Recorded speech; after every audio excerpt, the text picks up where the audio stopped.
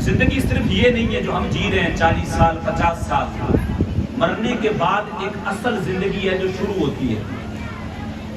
یہ تو 4 دن کی زندگی ہے، امتحان والی زندگی ہے، یہ زندگی کٹی، پھر موت آئی، پھر عالم برزخ ہے، قبر ہے، پھر اس کے بعد ایک زندگی ہے، اللہ تبارک و تعالیٰ بندے کو دوبارہ زندہ کرے گا، اپنے سامنے کھڑا کرے گا، قیامت کا میدان برپا ہوگا، اس میں ساروں سے حساب کتاب لیا جائے گا۔ اس کے بعد کی جو زندگی ہے وہ اصل زندگی ہے، یہ کوئی زندگی نہیں ہے۔ ہم جب کسی میت کو دفن کرنے جاتے ہیں، وہاں پہ جب اس کے اوپر مٹی دیتے ہیں تو امام صاحب، مولوی صاحب، سید صاحب جو بھی ہوتے ہیں ہمیں بتاتے ہیں کہ ایک مٹی کا جو ہے وہ ایسے دھوبا بھرو اور اس کے اوپر ایسے ڈالو منہا خلقناکم، پھر دوسرے والا جیسے ہی جو ہے نا وہ بھرتے ہو آپ پورا ایسے مکل لے کے، تو پھر بتایا کہ اس پہ پڑھو وفیہا نعیدکم، اور تیسرے والے جب مٹی ڈالتے ہو تو ومنہا نخرجکم تارۃ اخری۔ اس کا معنی کبھی ہم نے سمجھنے کی کوشش کی ہے کیا معنی ہے؟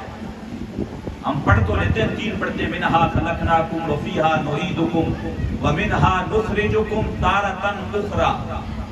یہ قرآن مجید کے اندر اللہ تبارک و تعالیٰ نے سورہ طٰہٰ کی آیت نمبر 55 کے اندر یہ آیت ارشاد فرمائی ہے۔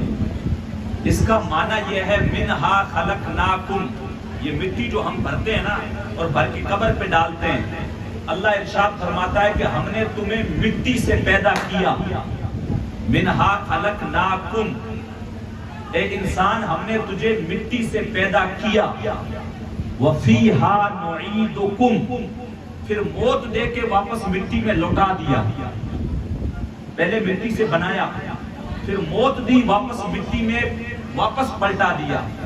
تیسری آیت میں اللہ ارشاد فرماتا ہے وَمِنْهَا نُخْرِجُكُمْ تَارَةً أُخْرَى، اللہ ارشاد فرماتا ہے پھر ایک وقت ایسا آئے گا تجھے دوبارہ پھر مٹی سے نکالیں گے، دوبارہ تجھے پھر مٹی سے واپس زندہ کریں گے۔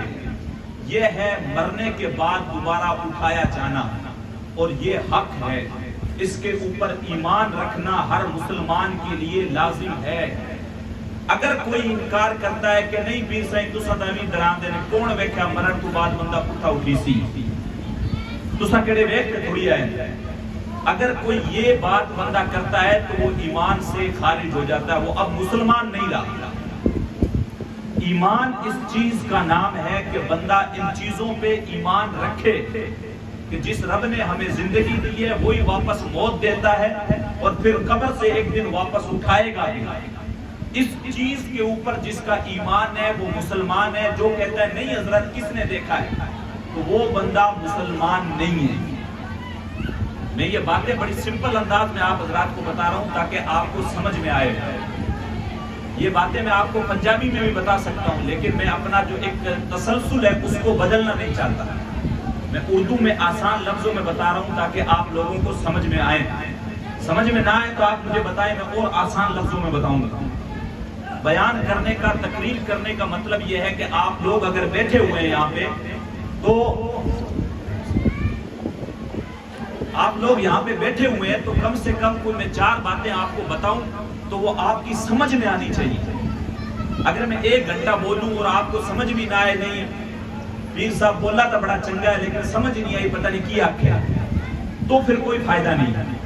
یہ مجلسیں ہم لوگ جو سجا رہے ہیں اس کا سجانے کا مقصد یہ ہے کہ جو مرحومہ انتقال کر گئی ہے، جو بندہ اس دنیا سے چلا گیا ہے، اس کے لیے دعا کرنا، اور دوسرا مقصد ہوتا ہے کہ ہم کچھ دین کی باتیں سنیں تو ہماری کھوپڑی کے اندر وہ چیزیں آئیں تو ہم بھی کچھ عمل کر کے آخرت کی تیاری کریں۔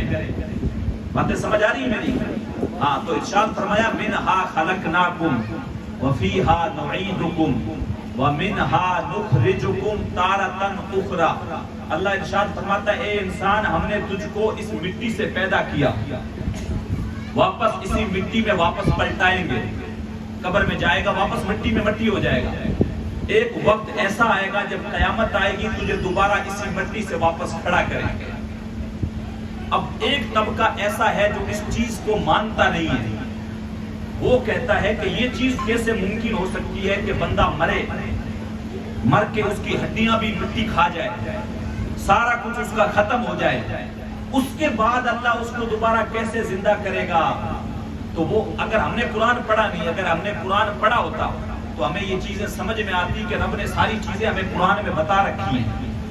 رب کہہ رہا ہے کہ ہم نے تجھے مٹی سے پیدا کیا، یا مٹی سے پیدا کرنے سے مراد ہے حضرت آدم علیہ السلام، کہ ان کو مٹی کا پتلا بنایا، پھر اللہ تبارک و تعالیٰ نے اس میں روح پھونکی، پھر ان کی بائیں پسلی سے یا دائیں پسلی سے سیدہ حوا کو پیدا کیا، پھر ان کا نکاح ہوا تو پھر اس سے انسانی نسل چلی، پھر یہ پوری دنیا بنائی گئی اس طریقے سے انسان۔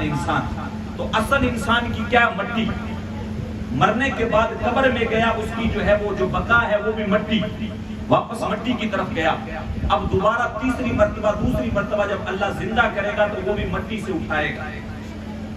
اب جو اصل چیز ہے وہ یہ ہے کہ بہت سارے لوگ ایسے ہیں وہ یہ کہتے ہیں کہ یہ کیسے ممکن ہو سکتا ہے کہ اللہ بندے کو موت دے، اس کی ہڈیوں کو مٹی کھا جائے، پھر اللہ اس کو زندہ کیسے کرے گا دوبارہ؟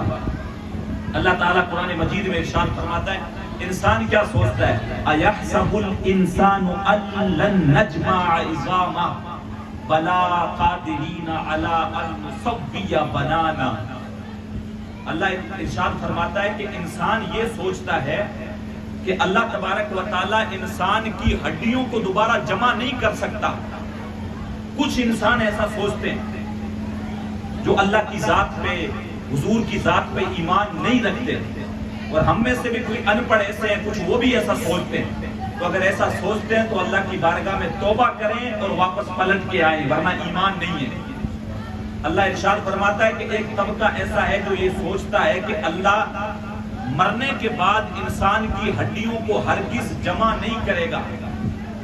آگے اللہ ارشاد فرماتا ہے تو یہ سوچ رہا ہے کہ اللہ انسان کی ہڈیوں کو جمع نہیں کرے گا، بلکہ تیرا رب تو اس بات پہ بھی قادر ہے کہ اس کے انگلیوں کے ایک ایک پورے کو واپس زندہ کر دے گا۔ کیا بات ہے، بہت